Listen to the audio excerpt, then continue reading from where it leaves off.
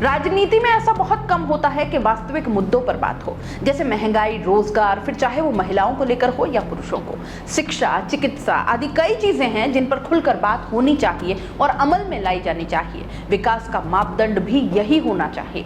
अब लगता है इसके बारे में सोचा गया है और वो भी जनता के ही सुझाव लेके, यानी कि इसमें जनता की भागीदारी भी सुनिश्चित की गई है। अब देखिए आप कि राजस्थान में पहली बार महिलाओं के लिए अलग से रोजगार कार्यालय खोले जाएंगे। इसके अलावा रेगिस्तान में सिंचाई और एम्स के जैसे हॉस्पिटल्स डेवलप करने को लेकर भी गहलोत ने अपने विजन डॉक्यूमेंट में जानकारी दी है। राजस्थान को मॉडल स्टेट बनाने के लिए लाए गए 2030 विजन डॉक्यूमेंट में मेडिकल, शिक्षा, रोजगार, खेल, खेती, सिंचाई, उद्योग, सड़क, पानी सहित हर सेक्टर में तेजी से काम करने का दावा किया गया है। वहीं युवाओं पर विशेष फोकस के साथ सोलर एनर्जी के जरिए बिजली कटौती की समस्या दूर करने का भी प्लान है। सियासी विवाद का मुद्दा ये ईस्टर्न राजस्थान कैनाल प्रोजेक्ट यानी ईआरसीपी को पूरा करने का जिक्र करने के साथ सभी पानी के प्रोजेक्ट को अब बांधों और नदियों से जोड़ने की घोषणा भी की गई है। राज्य सरकार 7 सरकारी मेडिकल कॉलेजों को एम्स मानकों के अनुरूप बनाएगी। हर जिला अस्पताल को सेंटर ऑफ एक्सीलेंस के तौर पर विकसित किया जाएगा।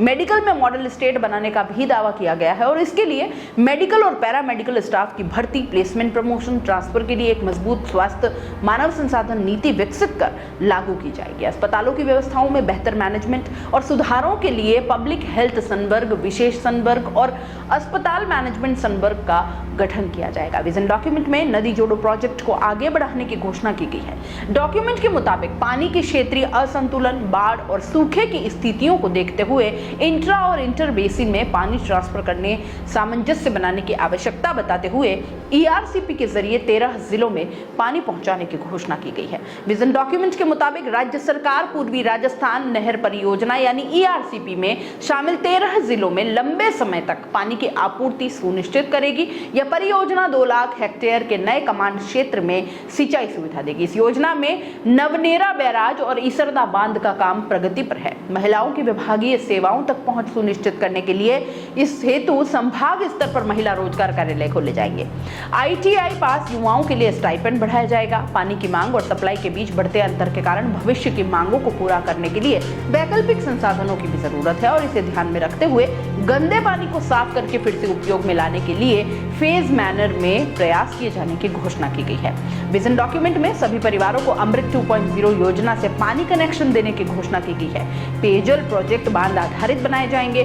सरकार के विजन में गंदे पानी को साफ करके रिसाइकल्ड वाटर से रेगिस्तानी जिलों में सिंचाई करने का सिस्टम विकसित करने की भी घोषणा की गई है। इजराइल मॉडल पर गंदे पानी को रिसाइकल करके रेगिस्तानी क्षेत्रों में पहुंचाया जाएगा और इसके लिए बड़े पैमाने पर ट्रीटमेंट प्लांट लगाने होंगे। रिसाइकल्ड पानी को एक जगह इकट्ठा करने और रेगिस्तानी क्षेत्र में पहुंचाने के लिए पाइपलाइन का इस्तेमाल होगा। इस सिस्टम से उद्योगों को पूरा पानी मिल सकेगा और गंदे पानी को साफ करके उसे सिंचाई के काम लिया जा सकेगा। रेगिस्तानी जिलों में पानी मिलने से खेती को बढ़ावा मिलेगा और एग्रीकल्चर प्रोडक्शन बढ़ेगा। बिजली कंपनियों का घाटा भी 10% से नीचे लाया जाएगा। इसके लिए डिजिटलाइजेशन और मॉनिटरिंग की मॉडर्न तकनीक काम में ली जाएगी। 2030 तक एग्रीकल्चर बिजली मांग की सप्लाई के लिए आधा हिस्सा सोलर सहित गैर परंपरागत एनर्जी से लिया जाएगा। 2030 तक सभी पब्लिक सुविधाओं जिनमें इलेक्ट्रिक वाहन चार्जिंग स्टेशन, स्कूल, अस्पताल, धार्मिक स्थान, पेयजल सप्लाई को सोलर एनर्जी सिस्टम से जोड़ दिया जाएगा। बिजली की खपत को कंट्रोल करने के लिए राजस्थान में स्टार रेटेड उपकरणों और औद्योगिक ऊर्जा दक्षता को बढ़ावा देने के लिए राज्य सरकार एक राज्य ऊर्जा दक्षता कार्य योजना भी तैयार करेगी। सभी जिला मुख्यालयों पर सिंथेटिक एथलेटिक्स ट्रैक बनेंगे। युवाओं के लिए घोषणाएं भी की गई हैं।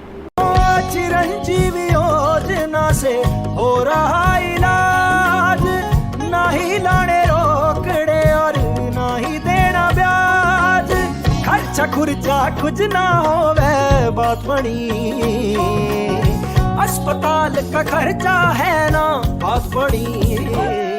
राजस्थान में रौनक चौगुनी, राहत बढ़त की राजुनी, राजस्थान में